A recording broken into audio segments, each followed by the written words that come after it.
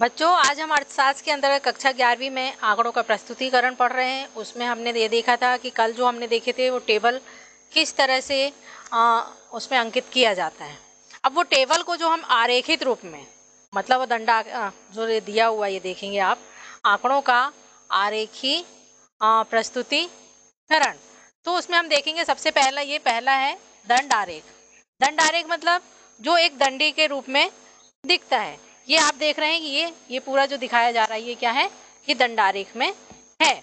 अब इसमें ये आंकड़े दिए हुए हैं, जैसे कि यहाँ पर स्त्री है, पुरुष है, फिर स्त्री है, फिर पुरुष है, व्यक्ति है। ये सारी चीजें जो हैं हम यहाँ पर आंध्र प्रदेश, अमन, बिहार जो आंकड़े यहाँ दिए हुए हैं उसको हम दंडारेख के माध्यम से इस तरह से भी हम समझा सकते हैं या उसको प्रदर्शित कर सकते हैं, जो समझने में आसानी हो जाती है। फिर उसके बाद हम देखेंगे बहुदंडारेख।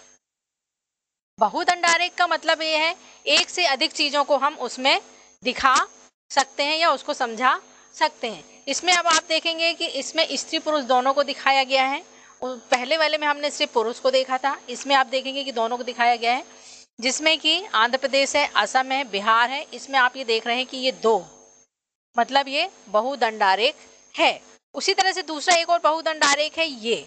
इसमें हम खड़े में ही उसको 2-3 प्रकार से हम, जैसे कि हम महिला साक्षरता या नामांकन वस्तुओं की जो नामांकन प्रणाली है, कितनों ने प्रवेशित ले लिया या नामांकन करवा लिया और कितनों ने नहीं कराया है, तो उस चीज को हम ये वाले की सारणी के माध्यम से या रेखा चित्र के माध्यम से, जो दंडारेख है उसके माध्यम से हम इसको समझा सकते हैं। इस तरह से प्रदर्शित करने पे हम आसानी से समझ सकते हैं। जैसे इसमें दिया हुआ है 91.5 जो बच्चे हैं उन्होंने नामांकित करा लिया है, 8.5 बच्चों ने नामांकित नहीं कराया है। अब इस चीज को दर्शाने के लिए हमें इस तरह से ये हमें बताना होगा, जिससे कि हमें समझ में आ जाए कि ये जो ऊपर ब्लैक है वह क्या दर्शा रहा है और नीचे का जो खाली है वह क्या दर्शा रहा है। इसी तरह इसमें भी है कौन से सन का क्या है और कैसे समझाया जा रहा है। इस तरह से हमें क्या है, ये जब हम दंडारेख में देखेंगे और सारणी देखेंगे दोनों को हम आसानी से फिर समझ लेंगे। फिर उसके बाद है वृत्त आरेख। वृत्त से ही समझ में आ रहा है कि ये वृत्त मतलब गोल। जब हम वृत्त पढ़ते हो, आप लोग गणित में पता है कि वृत्त क्या होता है। अब यहाँ पर हम देखेंगे कि कार्य स्थिति के अनुसार जो जनसंख्या का वितरण किया गया है वह कैसे किया है। जैसे सीमांत श्रमिक है, मुख्य श्रमिक है, गैर श्रमिक है, कुल इतने हैं। तो इसमें ये प्रतिशत के रूप में है। आप यहाँ देख रहे हैं कि मुख्य श्रमिक की रेखा कैसी खींची हुई है, सीमांत की कैसी खींची हुई है और गैर श्रमिक की कैसे खींची हुई है। अब इसमें हम देखेंगे ये सारी चीजें हम ये वृत्त में जो पूरा आंकड़ा जो है ये 102 का जो है वह पूरा हम एक वृत्त के माध्यम से उसको आसानी से समझा सकते हैं कि ये पूरी जनसंख्या को दर्शा रही है और कितने कितने करोड़ जो हैं वह जो मुख्य श्रमिक है, गैर श्रमिक है, उसको हम आसानी से समझ सकते हैं। फिर अब इसके बाद देखेंगे आयत। आयत आपको पता है कि आयत ऐसे बनता है ना।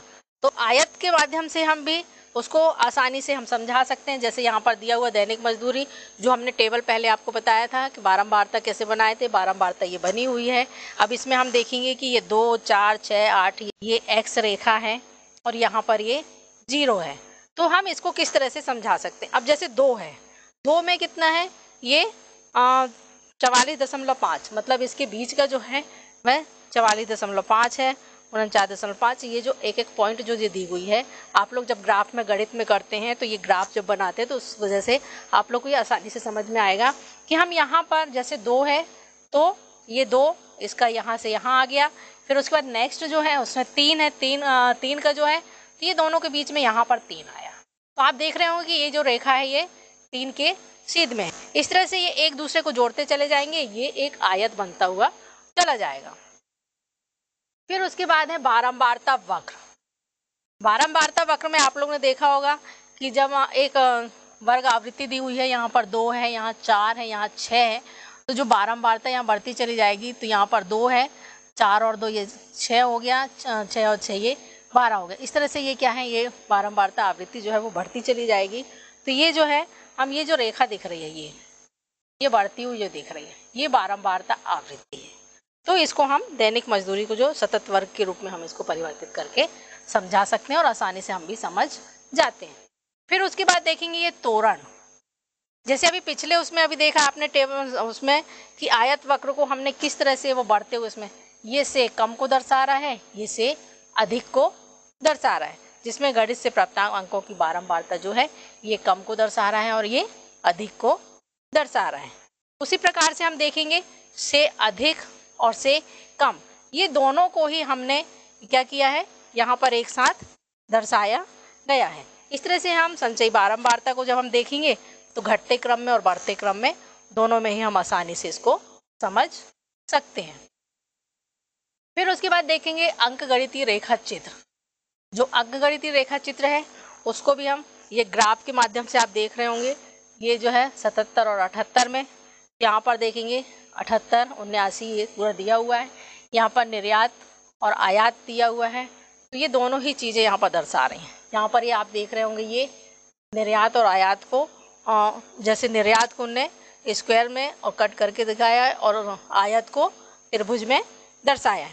इस तरह से हम देखेंगे कि जो आंकड़े यहाँ पर होते जा रहे हैं ये बिंदु रखते चले जा रहे हैं, आयत बढ़ा है, फिर ये दो रेखाओं के माध्यम से आयात और निर्यात को दोनों को ही हम रेखा चित्र के माध्यम से आसानी से समझ सकते हैं। फिर उसके बाद ये आप लोग के लिए गृह कार्य है, ये जो दंडाकृति, ये सारी चीज़ें जो दिखाई गई हैं कैसे बनाना है, ये सारे क्वेश्चन हैं, ये आप लोगों को कॉपी में करना है और इसको पूरा नोट करके आप लोग को फिर व्हाट्सएप में भेज कर बताना भी है।